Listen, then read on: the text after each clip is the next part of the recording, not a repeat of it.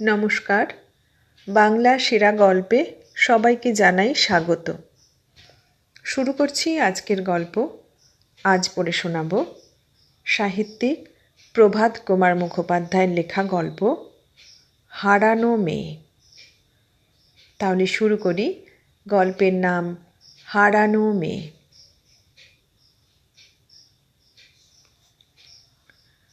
বহুকাল পশ্চিমে সমর বিভাগে চাকরি করিয়া ৫৭ বৎসর বয়সে সারদাবাবু পেনশন লইলেন।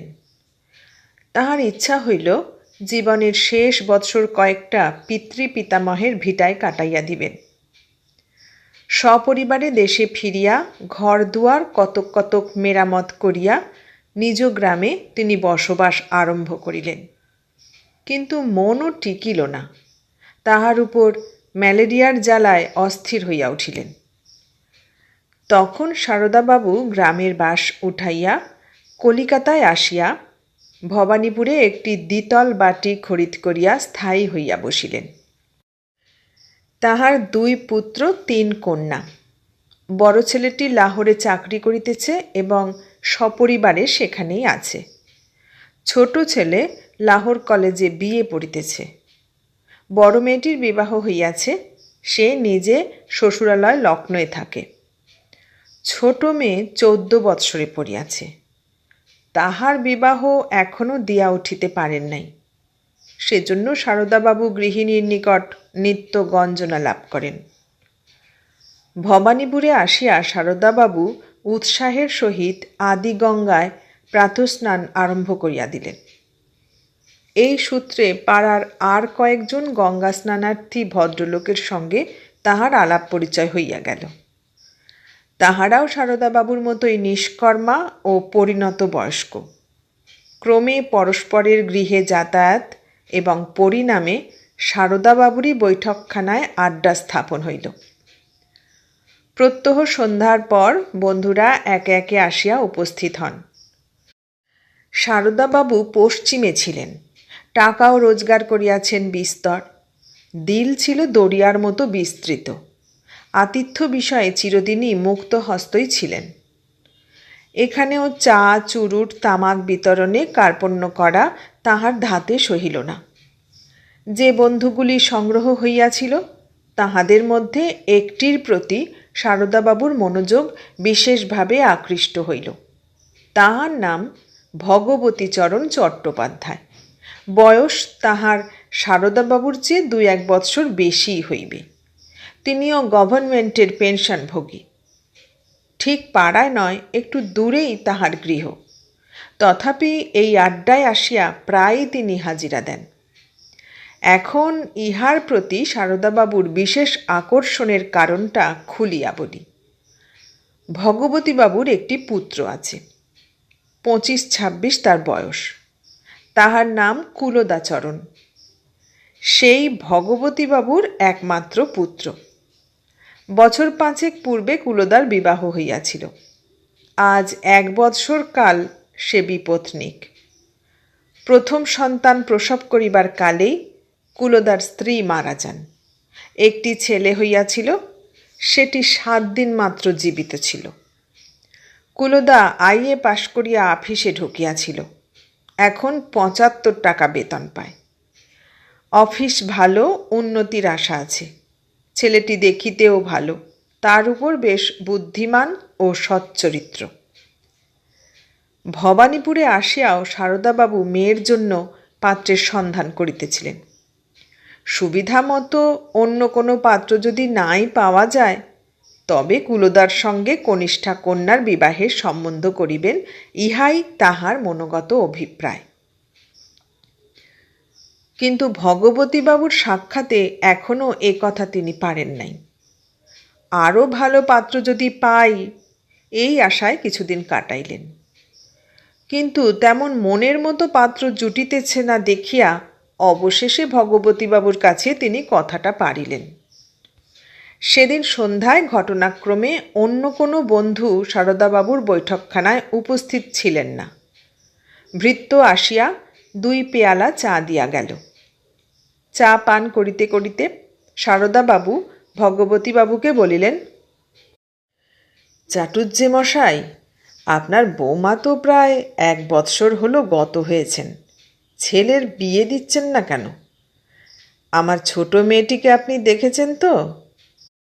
মেয়ে বড় হয়েছে, সাজবেও ভালো আপনার ছেলের সঙ্গে, যদি মত করেন। ভগবতীবাবু বলিলেন, মেয়ে তো আপনার খাসা মেয়ে, কিন্তু হলে হবে কি? ছেলের বিয়ে আমি কি ইচ্ছে করে দিচ্ছি নে সারদাবাবু? ছেলে রাজি হয় কই? কেন রাজি হয় না কেন? কী বা তার বয়স? ও বয়সে কত লোকের তো প্রথম বিবাহই হয় না। ভগবতীবাবু বলিলেন, তা সে বোঝে কই বলুন? আমার ধরুন ওই একটা ছেলে, ও যদি আর বিয়ে না করে তাহলে তার বংশটাই লোপ হলো। কত ভালো ভালো সম্বন্ধ হলো, ও কিছুতেই রাজি হয় না। আমি কত বোঝালাম, ওর গর্ভধারিণী কত কান্নাকাটি করলেন, কিছুতেই কিছু হলো না। দেখে শুনে আমরা তো একরকম হালই ছেড়ে দিয়েছি মশাই। অদৃষ্ট অদৃষ্ট, সবই অদৃষ্ট বলিয়া ভগবতীবাবু চা পান শেষ করিয়া পান মুখে দিলেন। সারদাবাবু বলিলেন, সে বউয়ের শোকটা বড্ড বেশি লেগেছে বোধহয় ওকে। তা লেগেছে বটে, বৌমা যাওয়ার পর থেকে ও মাছ মাংস ছেড়ে দিয়েছে। আতপান্না ধরেছে, একবেলা মাত্র খায়, বলে আমি ব্রহ্মচর্য অবলম্বন করেছি। ব্রহ্মচর্য করছে আর পদ্য লিখছে। পদ্য লেখে নাকি? হ্যাঁ, বউয়ের নামে রাশি রাশি পদ্য লিখেছে। ফি রবিবারে খেয়ে দে খাতা পেন্সিল নিয়ে স্টিমারে গঙ্গা পার হয়ে শিবপুরে কোম্পানির বাগানে যায়। সেইখানে গাছতলায় বসে বসে নাকি বউয়ের জন্য কাঁদে আর পদ্য লেখে। এ কথা তার বন্ধুদের মুখেই আমি শুনেছি। সারদাবাবু বলিলেন, ওরকম তো কতই শোনা গেছে। ওই রকম ব্রহ্মচর্য বেশি দিন তো টেকে না। শেষকালে হয় নিজেই খুঁজে পেতে আবার বিয়ে করে, না হয় একটা কেলেঙ্কারি করে বসে। উভয়ে নীরবে তামাক টানিতে লাগিলেন। অন্যান্য বন্ধুগণও একে একে আসিয়া সভাস্থ হইতে লাগিলেন। উপরে বর্ণিত ঘটনার মাসখানেক পরে এক রবিবারে কবি ব্রহ্মচারী কুলদাচরণ আহারাদি সারিয়া যথানিয়মে খাতা পেন্সিল লইয়া শিবপুর যাত্রা করিল। বৃক্ষতলে নির্জন স্থানে বসিয়া কবিতার খাতা খুলিয়া কুলদা কবিতা লিখিতে প্রবৃত্ত। আজ 1 ঘণ্টার উপর এইভাবে সে বসিয়াছে। মোটে 5টি লাইন লেখা হইয়াছে। 6ষ্ঠ লাইনটি 2-3 বার লিখিয়া কাটিয়াছে। কিছুতেই আর মনের মতো হইতেছে না। এমন সময় অদূরে কোনো রমণীর ক্রন্দনধ্বনি তাহার শ্রবণ পথে প্রবেশ করিল। কুলদা চমকিয়া উঠিল। এখানে এ সময় কে স্ত্রীলোক কাঁদে? খাতা ও পেন্সিল পকেটে ভরিয়া সে চট করিয়া উঠিয়া পড়িল এবং যেদিক হইতে শব্দ আসিতেছিল সেই দিকে ছুটিল। 2টা মাত্র বৃক্ষের অন্তরাল পার হইয়া কুলদা দেখিল, বৃক্ষতলে একটি বাঙালির মেয়ে বসিয়া 2 হাতে মুখ ঢাকিয়া ফুলিয়া ফুলিয়া কাঁদিতেছে। মুখখানি সে দেখিতে পাইল না। হাত দুখানির রং বেশ ফর্সা, বস্ত্রাদি ভদ্রলোকের মেয়ের মতোই। আকার দেখিয়া মেয়েটি বালিকা না যুবতী তাহা কুলদা ঠিক ঠাউর করতে পারিল না। নিকটে গিয়া বলিল, এখানে বসে আপনি কাঁদছেন কেন? কি হয়েছে আপনার? শুনিয়া মেয়েটির মুখ হইতে হস্তাচ্ছাদন খুলিয়া একবার মাত্র আগন্তুকের মুখের দিকে চাহিল। আবার সে মুখ ঢাকিয়া কাঁদিতে লাগিল। তাহার কান্নার বেগ বাড়িয়া গেল। মেয়েটির তরুণ মুখখানি দেখিয়া কুলদা অনুমান করিল ইহার বয়স বড়জোর 13-14 বছর। সুতরাং স্থির করিল ইহাকে আপনি বলার কোনোই প্রয়োজন নাই। আবার সে জিজ্ঞাসা করিল, কেন তুমি কাঁদছ বলো না? তোমার কিছু ভয় নেই, কি হয়েছে বলো? যদি তোমার কোনো উপকার আমার দ্বারা সম্ভব হয় তা নিশ্চয়ই আমি করব। তবু মেয়েটি মুখও খোলে না, উত্তরও করে না। কুলদা অত্যন্ত ব্যাকুল হইয়া পড়িল। বারংবার জিজ্ঞাসা করিতে মেয়েটি অবশেষে ফোঁপাইতে ফোঁপাইতে বলিল, আমার সর্বনাশ হয়েছে, আমি হারিয়ে গেছি। কুলদার প্রশ্নের উত্তরে নিজের ইতিহাস মেয়েটি যাহা বলিল তাহা এই। জন্মাবধি পিতামাতার সহিত সে পাঞ্জাবে ছিল। জলন্ধরে কন্যা মহাবিদ্যালয়ে পাঠ করিত। তাহার নাম কমলা। সম্প্রতি পিতার সহিত সে কলিকাতায় আসিয়াছিল। আজ বেলা 10টার পর স্টিমারে পিতা তাহাকে এই বাগান দেখাইতে আনিয়াছিলেন। বেড়াইয়া বেড়াইয়া তাহার অত্যন্ত ক্ষুধা পায়। তাই পিতা তাহাকে এইখানেই বসাইয়া খাবার কিনিতে বাজারে গিয়াছেন। 3 ঘণ্টা অতীত হইয়াছে, এখনও তিনি ফিরিলেন না। নিশ্চয়ই তাহার কোনো অভাবনীয় বিপদপাত হইয়াছে। কুলদা মনে মনে বলিল, দেখো দেখি একবার আক্কেল লোকটার, মেরোর দেশে থাকে কি না, কত আর বুদ্ধি হবে। এই সমস্ত মেয়েটাকে এখানে একলা ফেলে বাজারে গেছেন খাবার কিনতে। বাজার কি এখানে? মেয়েটি আবার কান্নার উপক্রম করিতেছে দেখিয়া কুলদা বলিল, তুমি কিছু ভয় করো না, নিশ্চয়ই তোমার বাবা আর বেশি দেরি করবেন না, এইবারে ফিরবেন। চলো বরঞ্চ আমরা ফটকের কাছে গিয়ে বসে থাকি। তিনি আসছেন দূর থেকেই আমরা দেখতে পাব। তিনিও বাগানে ঢুকতেই তোমায় দেখতে পাবেন। এসো আমার সঙ্গে, কিছু ভয় নেই তোমার। তোমাকে তোমার বাবার হাতে জিম্মে করে দিয়ে তারপর আমি যাব এখান থেকে। মেয়েটি কাঁদিতে কাঁদিতে কুলদার পশ্চাৎ পশ্চাৎ চলিল। যাইতে যাইতে বলিল, সন্ধে অবধি অপেক্ষা করেও বাবার যদি দেখা না পাই তাহলে কি হবে আমার? কুলদা বলিল, তোমার কোনো চিন্তা নেই। সন্ধ্যা পর্যন্ত এখানে অপেক্ষা করেও যদি তাঁর দেখা না পাওয়া যায়, তোমাকে ভবানীপুরে আমাদের বাড়িতে নিয়ে যাব। তারপর তোমার বাবার সন্ধান করব। জলন্ধরে তোমার মাকে চিঠি লিখব। তোমার আত্মীয় স্বজন যে যেখানে আছেন চিঠি লিখব। বসিয়া বসিয়া সন্ধ্যা হইল। মেয়েটির পিতা কিন্তু ফিরিল না। কুলদা তখন শেষ স্টিমারে তাহাকে কলিকাতায় আনিল এবং বাড়ি আসিয়া তাহাকে নিজ জননীর নিকট সমর্পণ করিয়া সমস্ত অবস্থা তাহাকে জানাইল। জননী গোপনে একটু হাসিলেন।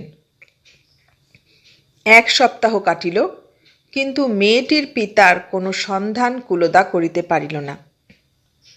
ভগবতীবাবু হারানো মেয়েটির পিতার খোঁজ করিবার ভার পুত্র কুলদার উপরেই দিয়াছেন। কুলদা আফিসে গেলে দ্বীপ্রহরে সারদাবাবু ও তাঁহার স্ত্রী প্রায়ই কমলাকে দেখিতে আসেন। বলা বাহুল্য, কমলা সারদাবাবুরই কন্যা। সারদাবাবু ও কুলদার পিতা উভয়ে ষড়যন্ত্র করিয়া কমলাকে শিখাইয়া পড়াইয়া সেদিন শিবপুর বাগানে বসাইয়া অন্তরালে অবস্থান করিতেছিলেন। আরও 1 সপ্তাহ নিষ্ফল কাটিয়া গেলে কুলদার মাতা বলিলেন, কমলার বাপের কোনো খোঁজ যখন পাওয়াই গেল না, কি আর করা যাবে? হাজার হোক ব্রাহ্মণের মেয়ে তো, ফেলতে তো পারবো না। এখানেই ও থাকুক। আমার তো মেয়ে নেই, ওর দ্বারাই আমার মেয়ের অভাব পূর্ণ হবে। পরে তখন একটি পাত্র দেখে শুনে ওর বিয়ে দিয়ে দিলেই হবে। কন্যা মহাবিদ্যালয়ে কমলা হিন্দি ও সংস্কৃত ভালোই শিখিয়াছিল। বিদ্যালয়ে সংস্কৃত নাটকাভিনয়ে সে একটি মেডেল পর্যন্ত পাইয়াছিল, কিন্তু বাংলা সে ভালোরূপ শিখিবার সুযোগ কখনো পায় নাই। জননীর অনুরোধে কুলদা তাহাকে বাংলা পড়াইতে প্রবৃত্ত হইল। অন্যদিন আফিস থাকায় বেশি সময় কমলাকে সে দিতে পারে না। রবিবারে বেশিক্ষণ পড়াইয়া পোষাইয়া লয়। শিবপুরের বাগানে যাওয়া সে ছাড়িয়া দিয়াছে। শিক্ষক ও ছাত্রীর মধ্যে যথেষ্ট অন্তরঙ্গতাও স্থাপিত হইয়াছে বেশ দেখা গেল। আফিস হইতে বাড়ি ফিরিয়া ছাত্রীকে না দেখিলে কুলদার পিপাসিত চক্ষু চারিদিকে তাহাকে খুঁজিয়া বেড়ায়, আর কমলার রান্না পাঞ্জাবি ব্যঞ্জনগুলি তাহার মুখে লাগে যেন অমৃত। মাসখানেক পরে কুলদার জননী একদিন কথায় কথায় তাহাকে বলিলেন, উনি কমলার একটা সম্বন্ধ স্থির করেছেন। বরের বয়স কিছু বেশি হয়েছে, তৃতীয় পক্ষে বিয়ে করবে, টাকা কড়ি বিশেষ কিছু লাগবে না। বলা বাহুল্য ইহা সম্পূর্ণ কাল্পনিক। এই কাল্পনিক সংবাদ শ্রবণ মাত্র কুলদার বুকের ভিতরটা যেন মোচড় দিয়া উঠিল, চোখে জল আসিল। জননীকে জানাইল, অমন সুন্দরী ভালো মেয়েকে ওরকম পাত্রের হাতে কিছুতেই দেওয়া যাইতে পারে না। তার চেয়ে না হয় অগত্যা নিজেই সে উহাকে বিবাহ করিবে। উত্তম কথা। দিন স্থির হইল। বিবাহের মাত্র 3 দিন পূর্বে কমলার পিতারও সন্ধান পাওয়া গেল। কুলদা ভাবিল, আশ্চর্য কথা, তিনি এই ভবানীপুরেই বাস করিতেছিলেন এবং এ বাড়ি হইতে অধিক দূরেও নহে। জলন্ধর হইতে তাহার স্ত্রীও নাকি আসিয়াছেন। কমলাকে সারদাবাবু স্বগৃহে লইয়া গেলেন। যথাদিনে শুভ বিবাহ সম্পন্ন হইল। কুলদা এখন আর আতপান্ন খায় না, সিদ্ধ চাউলই খাইতেছে, মাছ মাংসও ধরিয়াছে এবং 2 বেলাই উত্তম রূপে ভোজন করে। শিবপুরের বাগানে যাওয়া এবং পদ্য লেখা তো পূর্বেই বন্ধ হইয়াছিল। এতক্ষণ শুনলেন প্রভাত কুমার মুখোপাধ্যায়ের লেখা গল্প হারানো মেয়ে। কেমন লাগলো গল্পটা? ভালো লাগলে লাইক, কমেন্ট, শেয়ার করবেন, আর নতুন বন্ধু হলে সাবস্ক্রাইব করার অনুরোধ রইল। সবাইকে অনেক ধন্যবাদ জানিয়ে আজ এখানে শেষ করলাম।